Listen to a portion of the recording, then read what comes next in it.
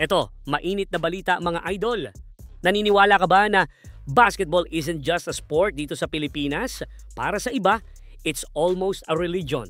From barangay courts to the biggest arenas, Pinoys live and breathe hoops. Pero gaya ng kahit anong fandom, hindi lahat ng ugali ay positive.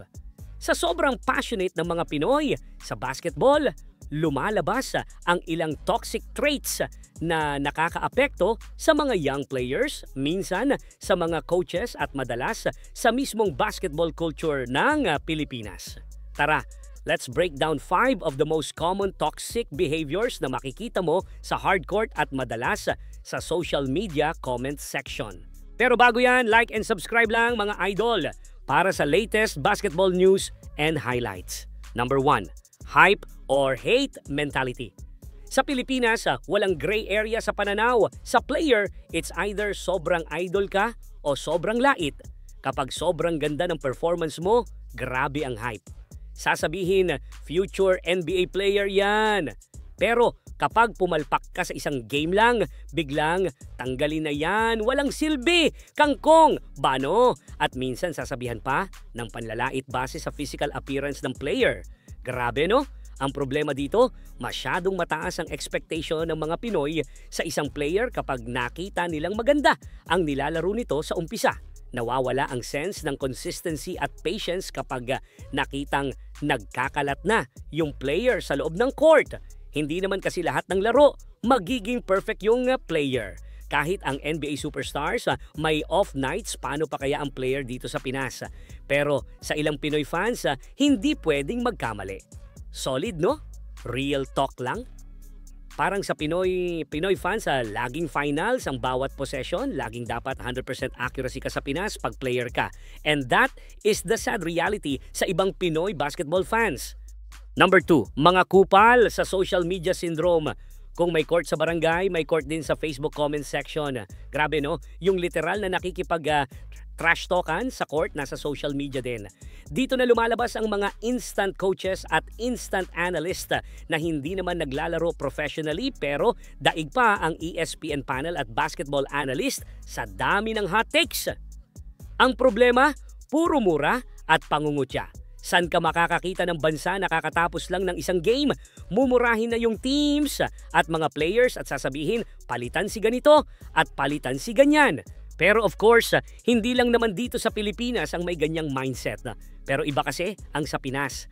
Ewan ko ba, pag nagkamali ka sa social media, matik magkukumpulan na ang mga toxic Pinoys para lalo kang i-down. Minsan kasi wala na ang context ng comment nila sa laro. At mas madalas insulto kaysa constructive feedback yung makikita mo sa page ng mga basketball sports website ng Pinas. Hindi nila naiisip na tao rin yung mga players, may pamilya at anak na pwedeng makabasa ng mga sinasabi nila.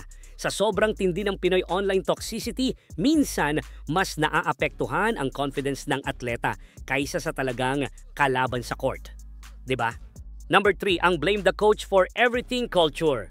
Ito saktong-sakto ang toxic traits ng Pinoy na to ngayon dahil natatalo ang gilas. Sa ibang Pinoy toxic, pag natalo ang team, coach agad ang unang sisisihin. 'Di ba? Saktong-sakto no? Parang walang pakialam kung may player na hindi nag-execute o kung maganda ang plano pero hindi nasunod. Para sa ibang Pinoy, basta talo matik, palitan na si coach, palitan na si ganito. Minsan may injuries na nga, sasabihin ba't di pinasok ng coach? Tapos meron pa senaryo, may mismatch sa kalaban, bakit hindi ilabas si ganito at palitan ni ganyan?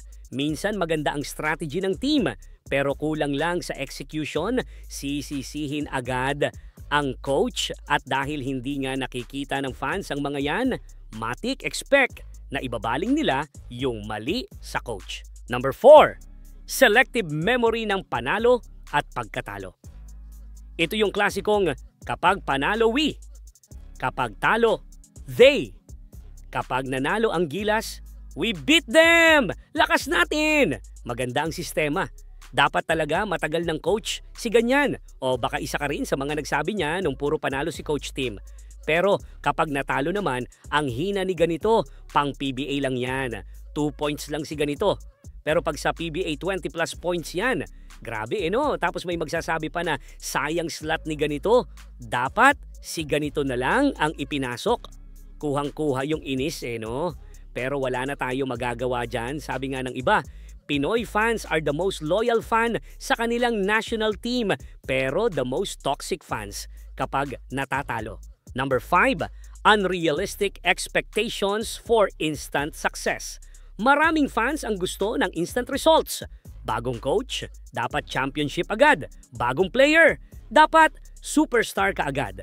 Minsan, nakakalimutan na ang building chemistry, adjusting to systems at developing young talent ay proseso na pwedeng tumagal ng buwan o taon.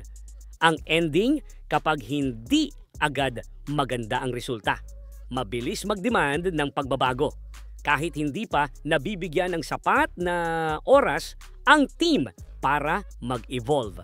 This constant pressure can derail long-term growth in favor of short-term panalo ngayon mentality.